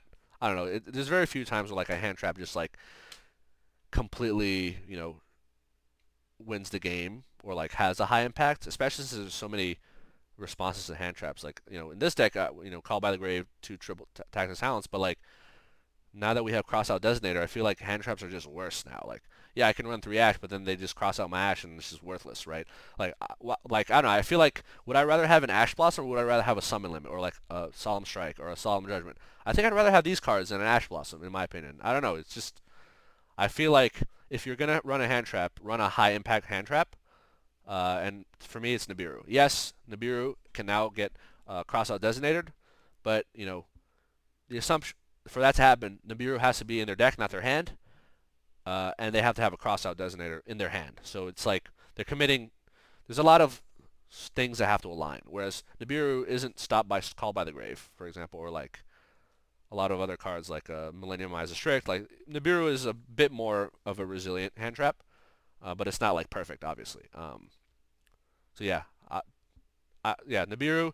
You're going second. Take out Summon Limit, put in Nibiru. Most of the time, that's what I do. It's great. Okay, next. 1 Raigeki, 2 Dark Holes. So, I've seen a lot of decks running like Lightning Storms, and I just don't like Lightning Storm. It's just one of those cards where I feel like it's just worse. It's just like an overpriced card that just has too many niche, like, I don't know, requirements. So Lightning Storm is for front row clear, right? For monster clear is like their monsters can't be in defense position, and most players put their monsters in defense position, like if they're going first. You can't have any of your cards already face on the field. Because if you draw Lightning Storm, you already have a card face up on the field. It's a brick. You literally cannot play it, right? Like let's say you need a top deck to save yourself. You're in a bad spot. You get that top deck. It's Lightning Storm, but I already have a card on the field. I can't play it. But if you draw Raigeki or Dark Hole, you can play it, right? It's just I don't know. I just feel like it's better than Lightning Storm. Yes, I'm aware that Lightning Storm has a second effect which says clear back row, but I feel like first of all, most meta decks are not back row heavy, and the ones that are, I feel like you should instead just go Harpies and Cosmic Cyclones. So these are side deck cards. You see what their deck is, and then you side deck accordingly. If they're a combo deck with monsters and like no back row, Raigeki Dark Hole. If they're a control deck or whatever with back row, then put in these three, right? Um, yeah, I know there's like some like decks that use a little bit of both, but most of the time, like, I mean, look at our deck. We have a lot of side deck slots, right? It's not like we don't. So if you want Raigeki Dark Hole and like you can put all this in, right? It's fine. Um, yeah, I like Raigeki Dark Hole. The number of times I've played this against unsuspecting opponents, like I remember this one time I played a Dino player. It's not just Dinos. Like I've played many. This has worked against many decks where they summon everything in defense position, right? They bring out Dolka in defense position. They bring out Ultimate Conductor, right? Defense position. They bring out Appaloosa. They bring out their whatever the 2000 attack Dino, whatever, right? Everything's in defense position, and then they have Appaloosa. All right, I'm going second. Draw for turn. Raigeki. Boom. Their board is done. Like it doesn't matter that they're in defense position. Doesn't matter that they have Appaloosa. Doesn't matter if you even have a card already on the field. You just boom, it's done. It gets the job done. The job is to clear the monsters, and it does the job, in my opinion, better than Lightning Storm. These cards do not care about defense position. They do not care about whether or not your opponent, you've already have a card on the field. It's just this has won me surprisingly, hilariously won me a lot of games. Yeah, run Raigeki Dark Hole. Okay, moving on. Let's say they have a lot of 3 Dark Ruler no more. So Raigeki Dark Hole is for matchups where your opponent is a combo deck, a lot of monsters, but their monsters don't have destruction protection, and they don't have Omni negates. They have monster negates, but no, maybe no destruction protection or Omni negates. Then you want to run Raigeki Dark Hole instead. But let's say they do have a board with a lot of Omni negates or destruction protection. For example, you're against whatever Drytron player. They have Herald of Ultimateness and Dragoon and maybe IP Masquerena, whatever. Then yeah, Dark Hole Raigeki is not going to get you far, but Dark Ruler no more is, right? And so Dark Ruler no more. You go second, you play it, you ignore their field. Their field literally doesn't matter. Like, oh, look at how many negates. It doesn't matter. Dark Ruler no more. Yeah, you sacrifice being able to OTK them, but most of the time you're a dark magician player. You're not gonna OTK. You're a control deck. You prefer to establish your board, and play out the grind game. And if you can Dark Ruler no more them, and then go into Dragoon, guess what? Dragoon can pop 2, including an enemy Dragoon that's negated by Dark Ruler, right? And it can attack a third monster. So let's say you're against Drytron. They have Herald, they have IP, they have their Dragoon. Dark Ruler no more. Bring out your Dragoon. Wipe their field. Like you can kill all 3 of their monsters immediately. Like yeah, it's Dark Ruler no more is a great card. I like it better than Forbidden Droplet. I've talked about it in the Dark Magicians Discord group. This card does not require you to discard. Um, Obviously, this is for going second. Like we're only speaking about the case where you're going second, right? Because you're going first, you have Solemn Strike. You don't, So anyway, Dark Ruler no more. And in fact, like if you're against, you're just, oh, where do I side this in? Well, you can side in place of Solemn Strikes, or maybe it's Judgment. Like usually, like these are the slots, or even like Secret Village's Spellcaster. Going second, not so good. Put in Dark Ruler no more, like in place of one of these cards, right? Um, yeah, it's a what is it? $5 for the common, like 12 for the secret rare versus 150 for Forbidden Droplet. Like I don't know. I think Forbidden Droplet's overrated in this deck anyway. Like, you don't have that many graveyard effects. Dark Luna no more. You open it, it's your sixth card in hand. You play it, you have five more cards to make your Dragoon and like clear their board. So, and in fact, if you combo Dark Ruler with Dark Hole Raigeki, then you can break a board that has destruction protection even. Like, most of the time that doesn't like you don't need both, but like, yeah, it's pretty hilarious. How you this card has won me games straight up. And let's say you're in a Dark Magician mirror match. Everyone loves mirror matches. Once in a while, you run into another Dark Magician player. They're gonna get they won the they're choosing to go first. You know you're going second. Side this in. They put out their Dragoon. Dark Ruler no more. Done. Like then you bring out your Dragoon and pop their it's just a great card. Like there's no reason not to have this card in my opinion. Like people say, oh, Forbidden Droplet.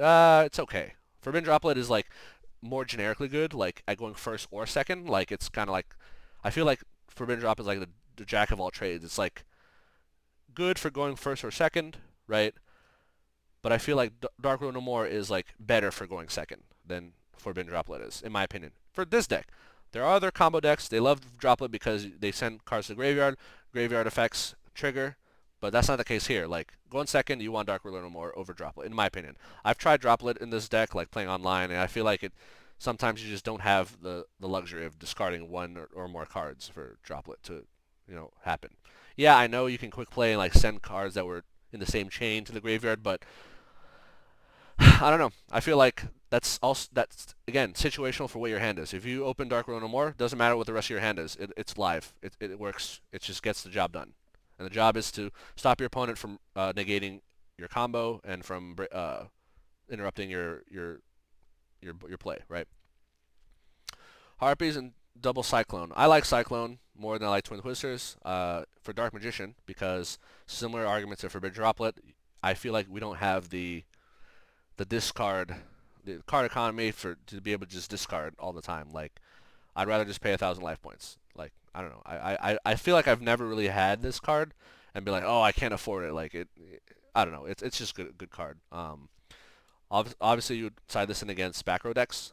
I also side this in against some combo decks like Prank Kids and Tri Brigade and Virtual World. The reason being that yeah, fuck yeah, Revolt sucks. I like Tri Brigade Revolt is a busted card. If you can play one of these three cards, going second and get rid of try to kill Revolt, it'll force them to pop Revolt early and then they just can't like they won't banish anything from their Ominous Omen. Like it's just you force their combo early, right? Against Sky Strikers, Harpies, you just clear the back row. They usually have a lot of back row. Prank Kids Pandemonium is a card that can only activate in the main phase. A lot of people didn't know that. Same with Shadal Schism. If you have this card, draw phase, standby phase, play it, take out Schism, or take out Prank Kids Pandemonium before they can activate it. And it's great. I also like Cosmic Cyclone because you can quick play chain to Imperial Order. Imperial Order and Anti-Spell Fragrance are two of the most common cards that I've lost to playing as Dark Magician. Like if they go first and they put side in Anti-Spell Fragrance or Imperial Order, you can be in big trouble. Like because the only way to play around them is to go into Dragoon via Anaconda without any spells to get you there, which is possible. Like I'm not saying it's not, but but there's so many spells in your deck that I feel like the Imperial Order or Anti-Spell Fragrance can kill you. Like it can be devastating. But you see them activate it and chain response to one of your other spells. You can chain Cosmic Cyclone and take it out, so it's no longer an issue. Last three side deck slots. Rivalry of Warlords. I feel like this card is the best Floodgate for the meta, like meta-specific Floodgate. So I would even say you can main deck Rivalry and side deck Summon Limit. Summon Limit, the reason I main deck is because it's just more generically good against rogue decks as well. Like Summon Limit kills Salamangreat. Rivalry of Warlords does not, for example. Like I don't know. I feel like Summon Limit just hits everything, whereas Rivalry of Warlords hits mostly the meta decks. Remember I said Sky Striker gets killed by Secret Village's Spellcaster? They also get killed by Rivalry of Warlords because that means they cannot If you like, let's say you go first, you use Rivalry against Sky Striker, you activate on their draw phase, and now they can't go into their link monsters, right? Because Ray, Rose, and the Hornet Drone tokens are all warriors, and their link monsters are all machines. So their deck is dead. And since they need uh, to go into their link monsters to do anything, really, you just kill their deck, right? Oh, what about Afterburner? Well, Afterburner can't not target Dragoon, right? And I think Afterburner requires you to have 3 spells in the graveyard to use the yeah. So they have to have 3 spells in the graveyard to pop a back row, but they also need a target, right? If you have Dragoon, they don't have a target. Oh, what about Anaconda? Anaconda's a target. Yes, but if you Rivalry of Warlords, you're forced to send Anaconda to the graveyard, and you only have Dragoon, so they cannot target like anything, right? Um, so yeah, Rivalry is good. Tri Brigade kills the deck. They cannot revolt. They cannot do anything. Kills Sky Strikers. Kills Prank Kids. Prank Kids not really mad anymore. Kills Virtual World. Surprise, surprise, because a lot of their like basic monsters are worms and psychics, so they cannot have a psychic and a worm on the field at a time. They might be able to work with just worms or just psychics, but what the hell are they going to summon from the synchros? They can't do Ultimaya. They cannot do Dragoon. They cannot do Crystal Wing. I guess Shen Shen. Shen Shen, I think, is a psychic. Let me see. Yeah, it's a psychic, but they can only go into it with psychics. They can't use any of the worm monsters to go into it. So, yeah, Rivalry, I feel like just wins against everything. Even like, what's it called? Phantom Knights, which is becoming more meta. Uh, guess what? Their base monsters are warriors. Their Link 2 is a fairy. I think their Link 3 is a fiend. Maybe you can correct me on that. Some of their Xyz monsters, like the Requiem Dragon or whatever, they're like dragons, right? They have the Levier Dragon as a dragon. They have Anaconda as a plant. Dragoon is a spellcaster. So yeah, Rivalry of Warlords, you see them bring out Cherubini, the whatever, Burning Abyss, Link 2 monster that's a fairy. You pop this, and they're stuck on fairies. Like, what the hell else is a fairy in Phantom Knights, right? Like, nothing. Beatrice, I guess, but then that requires them to bring out their warriors to link into Beatrice, I guess. Yeah, this kills it. This kills it. Rivalry also is really good against Drytron. Drytrons go into their machine monsters. They cannot, once they have the machine monster on the field, like right or like any of them, they cannot go into their fairies, which means no ritual summon Ben 10, no ritual summon Ida 10, no Xyz summon Beatrice, no normal summon Diviner, no Anaconda Dragoon, no what's that other card? No IP Masquerena. They're just stuck on machines. And yeah, technically Drytrons have the that one machine ritual monster. Mediona's Drytron Draconids or whatever it's called. But again, that's assuming they searched it, right? Like, let's say they use their Ben 10 search to get Herald or to get like Ida 10. They're out of searches, right? Because they can't use Diviner of Heralds to send Herald of Arclight to search Draconids. They have to either hard draw it, and most of it's a one of, or they already searched it early in their combo, which is weird, right? So yeah, Rivalry Warlords kills Drytrons. Like, it just kills every meta deck. Rogue not so much. Like Salamangreats, ignore it. Like Ultra Geist ignores it. And for the most part, Dark Magician ignores it, right? Like, obviously, it stops you from going into Anaconda, so it's best if you go Dragoon and then first, and then Rivalries. Another cool thing about Rivalry, and Rivalry, by the way, also works on against what's called Shadal. Let's say they do their combo, Alistair, either Artemis or Secure Gardener path. They play Invocation, flip Rivalry. Mechaba is a machine. Secure Gardener is a Cybers. They're stuck on Cybers. They end their turn instantly. Or, if they have Artemis on the field, they play Invocation. They can only summon spellcasters, so they're forced to summon one of their Shadal monsters, probably Winda or Apkalone. if they can, right? They have to have the materials in their hand, right? Because invoke monsters, like there's no spellcaster invoke monster, if I'm remembering that correctly. So they have to go hope they have the materials in hand for I don't know, I guess Winda or Apkalon. Otherwise, they just their turn's over. Like Ravelry is a great card. I once remember playing against um, a Shadal player where I don't know. He ends up going into I go first. He ends up going into Anaconda. He pays the 2,000 life points to try to sends Red Eyes Fusion Graveyard, and then I chain Rivalry, and now he's stuck on plant monsters forever, right? So he just wasted 2,000 life points, and he ends his turn with the only card on his the only monster on his field is a Predaplant Verde Anaconda that cannot summon Dragoon. So they're in OTK. Maybe you can So it was just funny because like it's a plant monster, right? Uh, they either it's just hilarious, like Rivalry. Another great thing about Rivalry, which another reason why I think it's at least better than goes in match. And like obviously goes in match can be played in Dark Magician, but I feel like Rivalry is better not just because of the meta. Is has a lot of decks with multiple types, but Kaiju's there's no spellcaster Kaiju.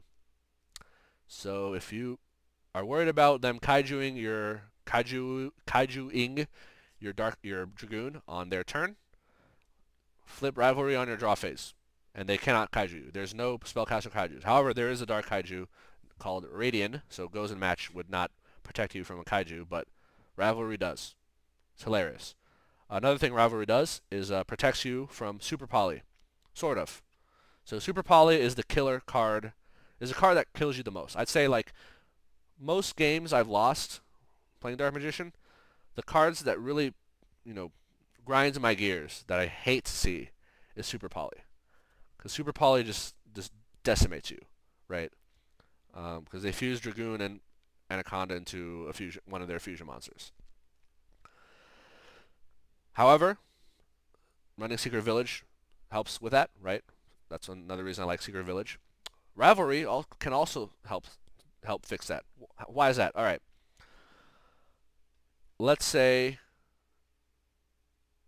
on their draw phase you flip Rivalry, which would send your Anacondas to the graveyard. If they're not aware of that interaction and they don't chain Super Poly to you activating Rivalry, then now they're forced to summon one of their monsters in order to commit to the Super Poly, right? However, because Super Poly targets are usually either Starving Venom Fusion Dragon, which is a dragon, Mud Dragon of the Swamp is a worm, or maybe Predaplant Dragostapelia is a plant, right? That means that the only way they can Super Poly you is if their monster that they normal summon to Super Poly with your Dragoon is one of those three types, which is highly unlikely, right? Um, Now, a smart player will realize this and be like, oh, if he flips Rivalry, he's going to ditch Anaconda, so I must Super Poly right now, right? So they're forced to chain Super Poly, because it's a quick play, to your Rivalry to make sure that they fuse your Anaconda and Dragoon before you send Anaconda to the graveyard. If that's the case, okay, fine. Super Poly still hits you. Feels bad, man. Nothing you can do about that. However, Rivalry says they're stuck on that monster type. So if they fused you into Predaplant Dragostapelia, they can only summon plant monsters. If they fuse you into Starving Venom Fusion Dragon, they're stuck on dragons, right? And guess what? If like they're a Shadal player, they don't have other dragons or plants. If they're I don't know, Tri-Brigade player, they don't have, right? They're stuck on that monster. Yeah, they can still probably attack you directly, maybe, right? But they can't go into their combo because they're stuck on the monster type that they have. Um, so yeah, obviously Super Poly is just a hard card to counter because it's literally like cannot activate effects. Secret Village is a way to prevent it. Rivalry helps you reduce the damage, is what I'll say. Like So if you're against a player you know is running Super Poly, Rivalry will help you mitigate the damage that they can cause to you. Um, so yeah, I don't know. I think Rivalry Warlords is a great card. Feel free to sub this out because Rivalry going second is not bad because if they end on the board with multiple types, Rivalry, you can set on your turn, on their turn.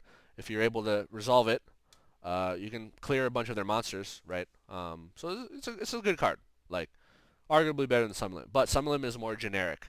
If like at my locals, there's a decent number of rogue decks. For example, like Infinitrack Machina is a randomly popular deck at my locals. Like those are all machines. Like Rivalry is not going to do anything against that, but Summon Limit will, right? And yeah, there's just like it just deals with those obnoxious rogue decks, right? Summon Limit better than Rivalry. But if you're like if you know your locals are all like meta slaves or whatever, like yeah, main deck Rivalry, you could totally get away with that. Um, okay, I feel like I've rambled on about this deck profile. Didn't get to talk much about the next one, but let's get into that now. So I'm not going to go card by card like in my first profile because most of the cards are similar. The logic is similar. I'm just going to note the few big things.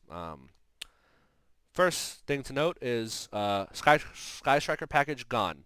I know it's a one card Dragoon, but I feel like with all these new other goodies that we've been given, that we're going to be given, like new Dark Magician support, I feel like I can't really fit it in my deck that well. Like, yeah, I have some traps and stuff that I can probably take out to put in the Sky Striker package, but I just feel like I'd rather have those traps. Like, I feel like I've done some testing online, and I feel like this deck gets to Dragoon like on turn one 90% of the time. Like I don't really like even without the Sky Striker package. And when I tested, and if I say like, oh, if I test my current Dark Magician deck without the new support with the Sky Striker package, I get to Dragoon like turn one like maybe 80% of the time. Like this is still more consistently brings out Dragoon without Sky Striker than the current with Sky Striker. Like yeah, you can argue like with Sky Striker will bring out Dragoon more often, but I don't know. I just feel like there's no room for the Sky Striker package anymore. Plus, like I don't know, it feels a little now that we have like good support for Dark Magician. I feel like we don't need to rely on these like silly little like mini engines that like bastardize or like you know make our deck less pure, quote unquote. Yeah. So I just took out Sky Striker package. I feel like it's been fine. Because why? We put in three Illusion of Chaos. These will be three ofs, no exceptions. These are just three more copies of Rod or Souls, like straight up. We put in three Preparation of Rites. Preparation of Rites searches Illusion of Chaos, so that's three more copies of Rod or Souls, right? And also with playtesting, I found that Illusion of Chaos and Preparation of Rites are great ash baits. So you just have more ash baits in your deck, right? Like, yeah, I'm okay with them ashing one of these two cards because if you ash Illusion of Chaos, guess what? You still have the card next turn. It doesn't go to graveyard, so they send an ash to their graveyard, and then you still have this card in your hand. Like, like it's just hilarious ash bait. And then you red eyes fusion, and they're like, oh, I ashed the wrong card. Yep, yeah, you did. Uh, one copy of Salravis. Salravis is a hand trap, and Loza's talked about Salravis before, and Loza's the one that convinced me to put this card in. It's a one of because it's searchable through Preparation of Rites, so it's effectively a four of because it's a ritual monster, and it's a card that protects Anaconda, right? It doesn't protect it as well as like the Sky Striker Eagle Booster card because this card says when a monster is targeted, right? Then you can chain this to so you can protect Anaconda against Effect Veiler and against Imperm, but you can no longer protect it against Gamma, which is what Eagle Booster used to protect it. Honestly, Gamma I feel like is that's not a big deal. Gamma got limited in the OCG to one. I don't know if that's a similar thing's gonna happen in the TCG in the future. We have another ban list before the new Dark Magician support comes out. Maybe Gamma will be hit. Who knows? But I feel like the meta decks don't run Gamma that much, so I think that's okay. Like, Sarvis is a good card.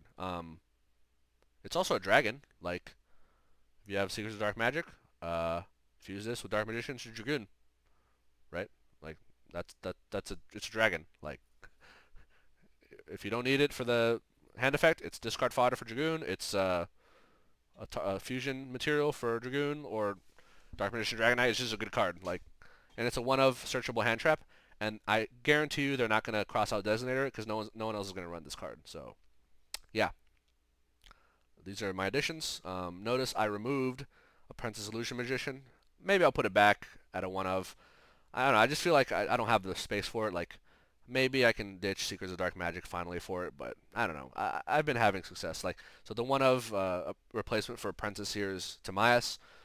This is a replacement for I have Timaeus. It's better in every way imaginable. Yeah, thanks to this new Timaeus card, we can make Dragoon yet another way.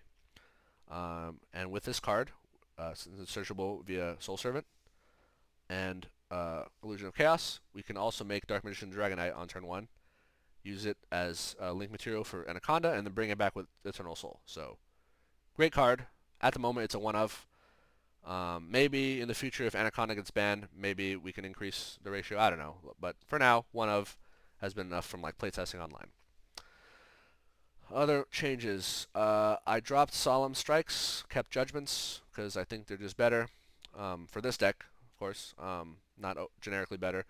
Because I needed space for the new cards. I also dropped the 2 Triple Tactus Talents.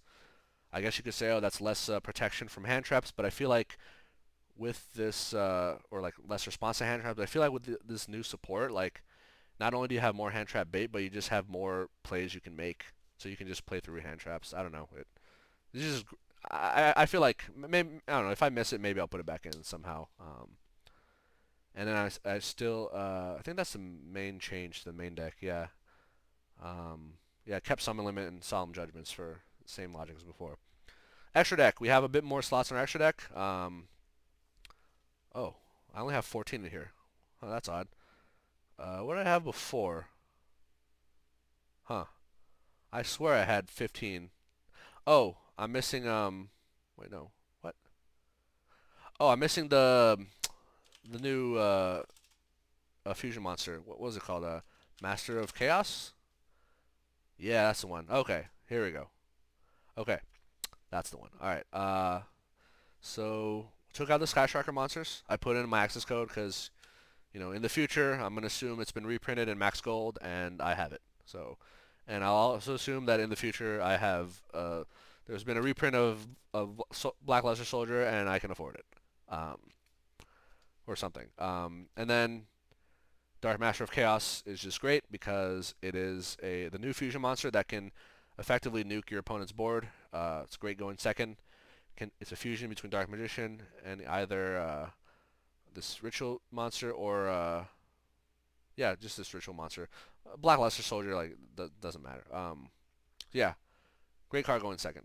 So that's the main extra deck changes. Side deck for now is the same. I know with this new Sword Soul like archetype coming out, I feel like Rivalry probably won't be as good because I think everything in that deck is a worm. So maybe eventually this will be replaced by something else. I don't know, maybe Dimensional Barrier. We'll see. But for now, like at the current state of the meta, I feel like Rivalry in the side deck is still pretty good. So yeah, that is my both my deck profiles for present and future. I don't know, I guess I'm always like still play testing. Like not long ago, instead of these 2 strikes, I had a second Secret Village and a second Apprentice Illusion Magician. So I don't know, I felt like these are good ratios, and I hope Laza can appreciate some of the logic and arguments I made for cards like Upstart, or maybe Triple Tactics, or maybe Secret Village. Some of the cards that I feel like he doesn't talk about much, or we haven't really seen in any of the deck profiles that he's reviewed. Maybe once in a while bring up Topological Bomber as a discount alternative to Access Code. And oh yeah, I don't run Dogmatica package because I feel like it's not that good.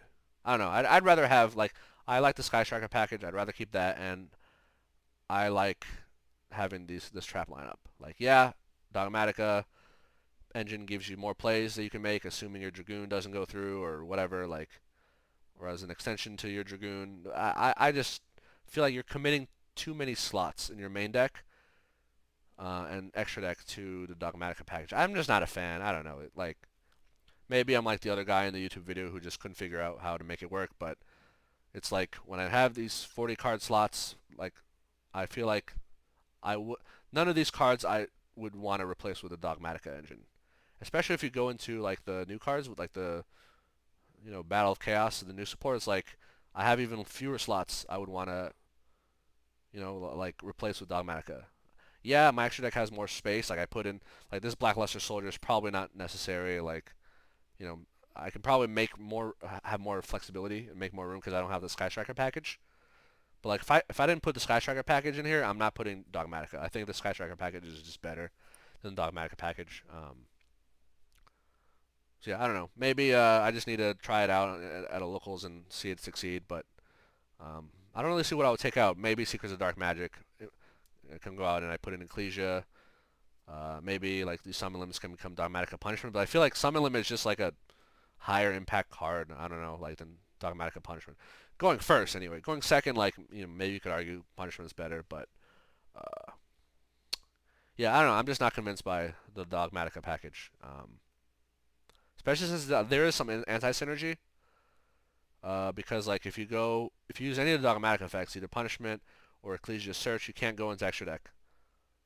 So no Anaconda, no Dragoon. I don't know. I feel like that just severely hinders. And yeah, I guess like if you're, Loza can probably explain in one of his videos how to play around it. But um, yeah, I don't know. I'm just not a fan. So yeah, so that's my October 2021 and possibly February 2021 Dark Magician deck profiles. I didn't have Chronicle Magician here. I feel like if I could put a Chronicle Magician in, maybe one copy, and then like that'll allow me to like maybe take out this Lesser Soldier, put in one of the Xyz monsters. So now that I have more room in the extra deck, I can like Chronicle Magician opens up the possibility of returning to some of those Xyz monsters, which can be useful, like Ebon Illusion or Big Eye, like Zeus. Uh, could give us more options. I just haven't played around enough with it, and again, I have to sacrifice some of these slots, and I have to think about like which one. Like, yeah, the obvious cut for most of these profiles is like Secrets of Dark Magic, right?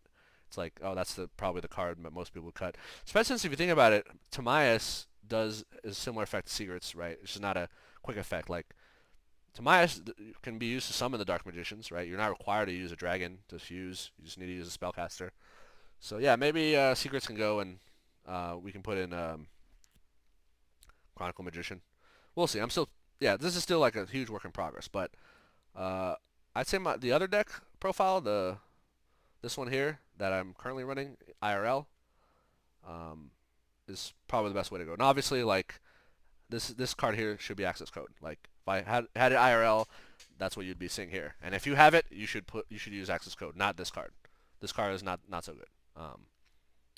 Anyway, thank you all for watching my video, and I hope you enjoyed. And I hope Lalza, I don't know. It's always good. It's always good, interesting to discuss like these things with like other players and talk about our experiences with these kinds of things. So yep. Uh, Let me know what you think. Hopefully you'll make a reaction video, but if not, that's okay too. All right. Take care. Hope I didn't disappoint you too bad. Peace.